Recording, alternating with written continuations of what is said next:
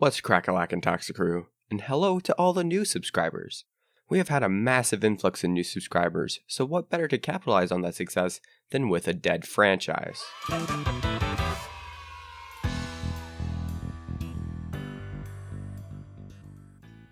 You saw the title, so you know what you're getting yourself into.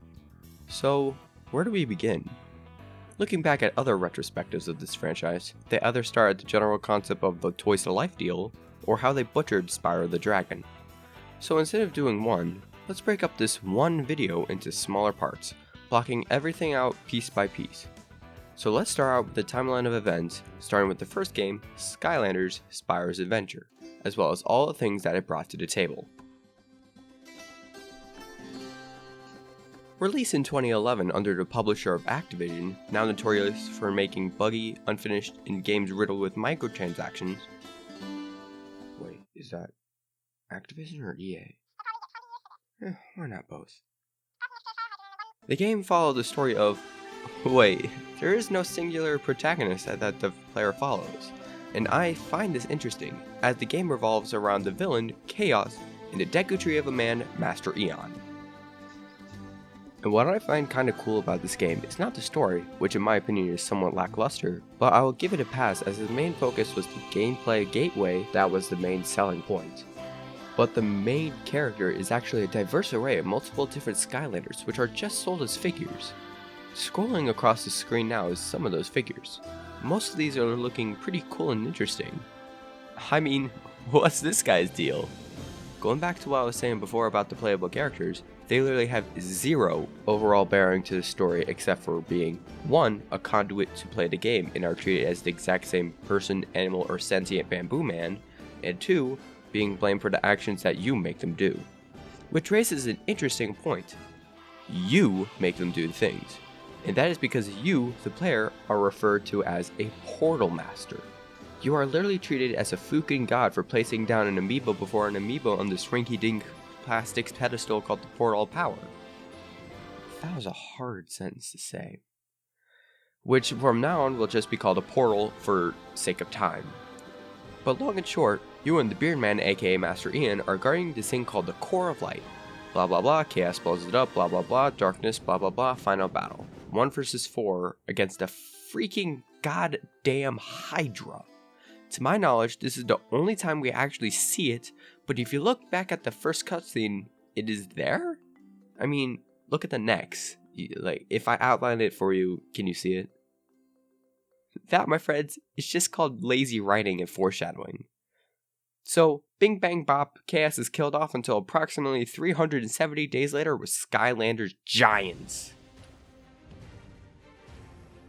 Released literally a year and 5 days later, the sequel, Skylanders Giants, is in my opinion one of the best entries in the series, and I say this both from a narrative and gameplay standpoint. The main addition to this game is the titular Giants, consisting of 7 elemental juggernauts. Have I mentioned elements yet? No? Alrighty then. So by the time of this game, there is 8 mainstay elements, being air, life, undead, water, fire, magic, tech, and earth. They kind of act like Pokemon types, except there's really no weaknesses. It's just like an attribution given to them. And for the giants, they consist of Swarm, the air giant, Hothead, the fire giant, Eyebrawl, the undead giant, Thumpback, the water giant, Ninjini, the magic giant, Bouncer, the tech giant, the Crusher, the earth giant, and my guy in the thumbnail, T-Rex, the life giant. He also comes in the box. But getting back on track, Giants add a whole new depth in my eyes to the combat system, in that smaller enemies literally get crushed by the sheer might of these guys, girls, and whale monsters. But as it runs on the same engine, there isn't really major design or graphical changes, but you can really tell that they put more time into making the levels that have a pretty nice blend of platforming, puzzle solving, and combat-centric arenas. But enough about gameplay. What about the story? Fine. To start off, Chaos is back. He skedaddles his way back into existence and finds himself a Gundam. The Gundam belongs to a technological race? Species? What are they? Well, they belong to something called the Archeans. And what I think is pretty cool is that a Skylander from the first game, called Drill Sergeant, who also appears in this game, is made from Archean technology as well. But back to the story, the aforementioned Gundam Chaos fan was low-key a conqueror named Conquertron. Very original. Alrighty, so the big guys fight the bigger guys, and there's an infinity gauntlet called the Iron Fist of Arceus, blah blah blah, same as before. Bing bang boom, Roro fight the power, they go bye bye. Next game, I mean, there wasn't really much to talk about as it's the same engine and all, only added things like the Giants and other new Skylanders that would become mainstays, like Jetvac, a dumb Fukunawa that can't fly that uses a glorified vacuum, Pop Fizz, a blue goblin that drinks quote-unquote soda to make them literally transform into a monster. I mean, if that's not an allegory for alcoholism, I don't know what is. And, you know, Skystones. Look at that riveting gameplay. Just under a year later, Swap Force, the third entry in the series, brought a lot to the table. To get this out of the way, the Swap Force is another facet of the Skylanders that can mix and match the tops and bottom halves. I don't really have a joke for this one. I really can't think of anything. So let's just move on. As you can see from the footage, they really shot up the quality and resolution of everything, as well as making everything a lot more colorful, which I enjoyed. And remember when I said that Giants was one of the best games in the series? Well, I feel like this one barely edges it out only if you played at least one of the others.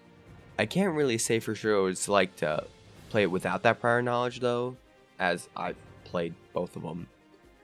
And I think it has both better story and gameplay elements than the prior two and the future three. And yes, there are 6 of them, and look at that timestamp. But let's mix it up and start with the story first. So throughout the games, I have said that there are 2 main people in this series, them being Fun Size and Fertilizer.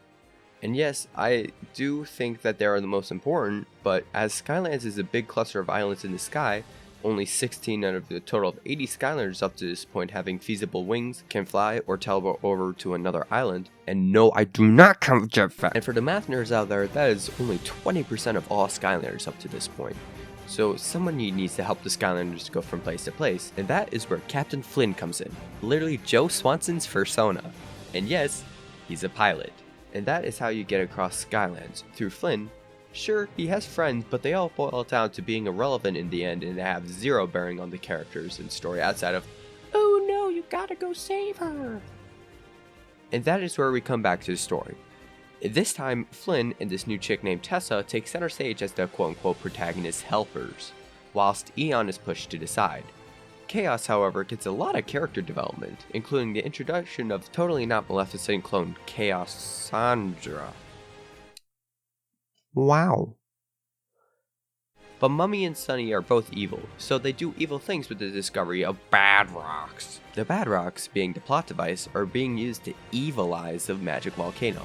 Same as before, Chaos loses, but his mama says not to that, and zoops him back with Tessa to their lair, and then they go bye-bye, but not before Chaos becomes a purple Gora. So same as before, bing bang boom, that's the story. On to the gameplay side of things now, alright? Looking back at the clips that have been shown here, Swap Force hit it out of the park in terms of graphical fidelity, making everything more vibrant and lush, especially in the earlier levels with the nature themes.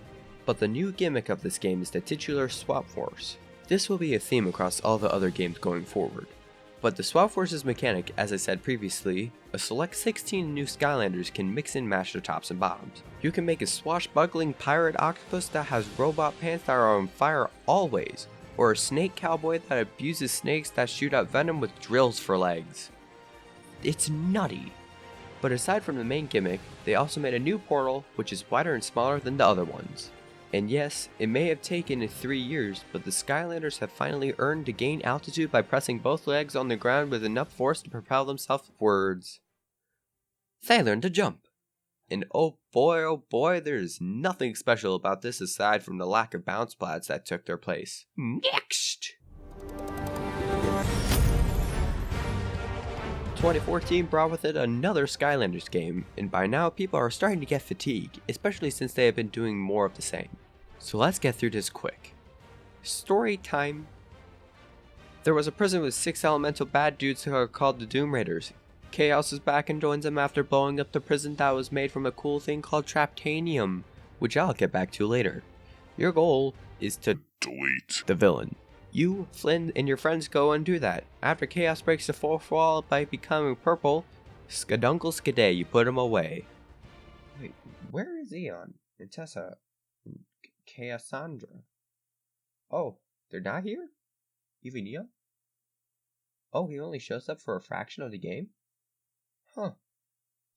On to the gameplay section. Nothing new here graphically, but the Trap Team, the namesake of the game, comes with a slew of new and funky designs, ranging from a crocodile with a bow and arrow made from Traptanium to a gremlin with scissors the size of their body. But this time there's another gimmick, this time in the Traptanium traps, where after you kill off a villain, you can put it in a trap, where then they can fight for you for a short burst of time. That's it. There's nothing special about them. Oh right, I forgot, they added 2 more elements in Light and Dark.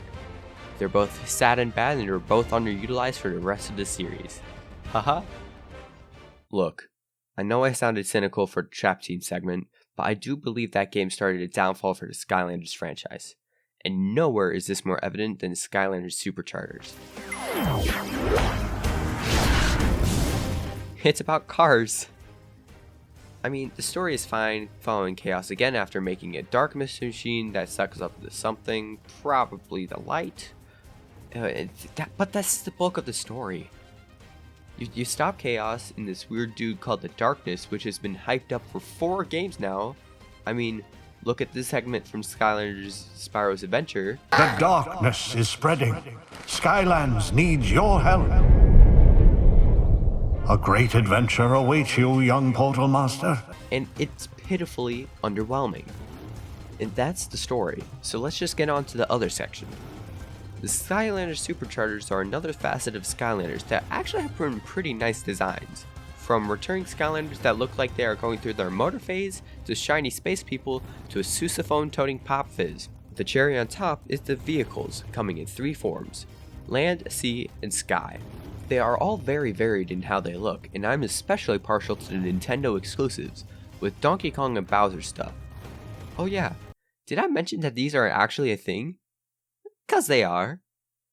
But moving on, with the shortest level count in the game, totaling 12 fucking levels, they all have some of the worst levels. More than half of them you are in the car and such, not even getting to play as your actual Skylander character. This really disappoints me. But hopefully, the next game, and I think this is the last one, is gonna be a bit better. Okay, truth be told, this is a mess.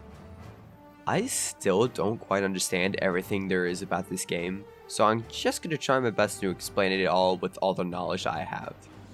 So let's just get this out of the way. The gameplay is weird. Thankfully, it's back to good old classic Skylanders action stuff, but the new things that it brings to the table is quite frankly bonkers. First, there are these things called creation crystals, which is basically a Sonic OC maker. Wait, that's just Sonic Forces. But that's just the same deal.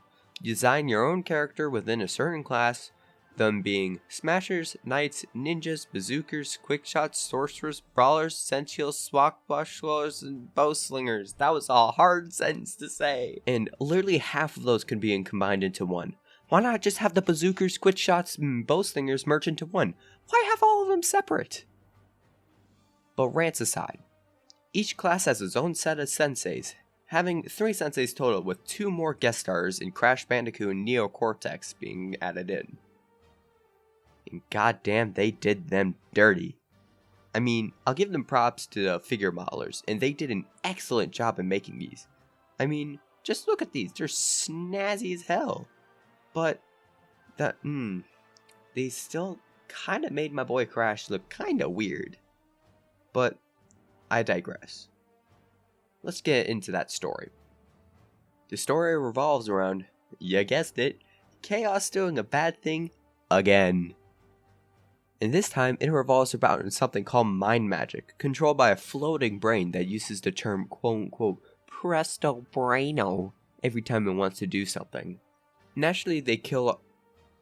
Wait, they just put him in a jar? Come on. That's it?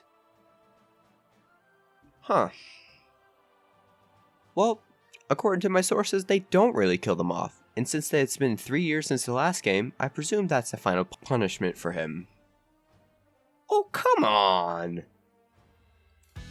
Well, that was all the games. So one might ask, what was the point of making this video, Toxiquid? Quite honestly, I just made it to shed light on a series that I hold very near and dear to my heart. While it had its ups and downs, I do believe that the impact it had was very significant to gaming culture as a whole. But the mass appeal and marketability of the Toys to Life concept, and starting with the Spyro having a not so triumphant return and ending with Crash doing the same, it's quite poetic. But thanks to Skylanders, Disney Infinity came out, and after that, Amiibo, which are still kicking today. And I like to think that Skylanders had something to do with that.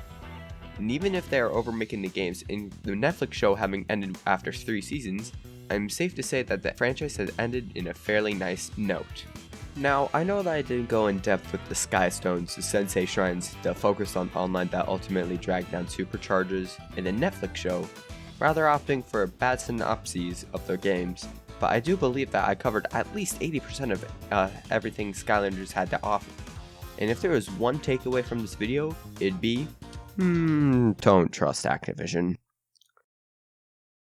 Hey, thanks for watching. If you like what you saw and want to see it early with more perks than you could shake a stick at, support me on Patreon.